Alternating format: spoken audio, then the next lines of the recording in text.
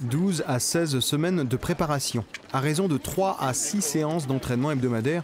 Et vous aurez de bonnes chances d'être, à vos yeux, un champion, capable de venir à bout des 42 km du marathon. Cela peut être du plaisir. Allez, 1 minute encore! Si vous avez la chance d'être encadré dans un groupe, comme ici avec le club de Saumur.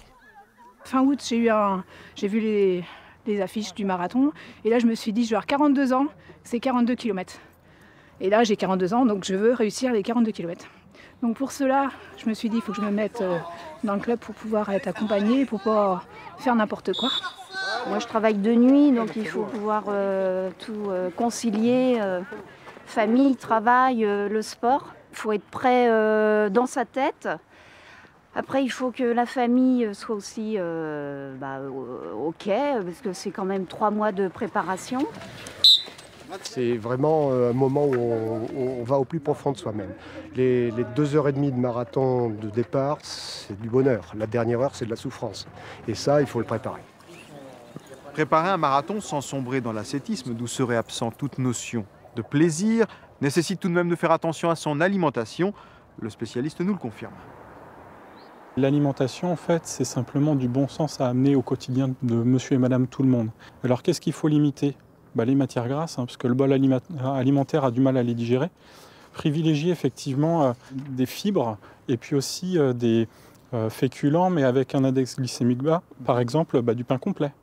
Par exemple, du riz complet. Des choses comme ça qui vont amener aussi de l'énergie à l'organisme. Donc un marathon, en fait, c'est aussi une projection mentale. Je visualise mon plan d'entraînement, mes séances que j'ai à faire, mais surtout l'objectif final. Si on ne se visualise pas franchir la ligne, si dans la tête on se dit ça va être compliqué, le jour de la course, c'est compliqué.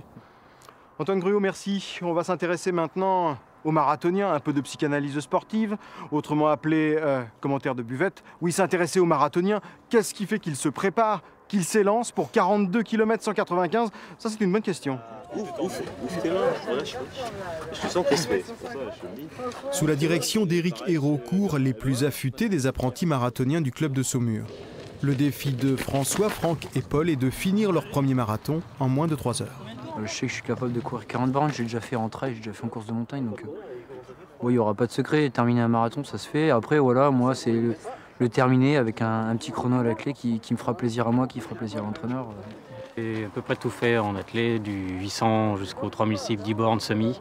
Et arrivé à un âge, c'est vrai que marathon, j'ai jamais fait. Là, j'ai vraiment envie d'avoir une référence. Et puis après, on en refera si on veut faire mieux, quoi. Allez, go. Allez, dernière série. Ils seront seuls, confrontés à leurs limites physiques et mentales. Mais 3000 au départ du marathon de Loire le 29 avril.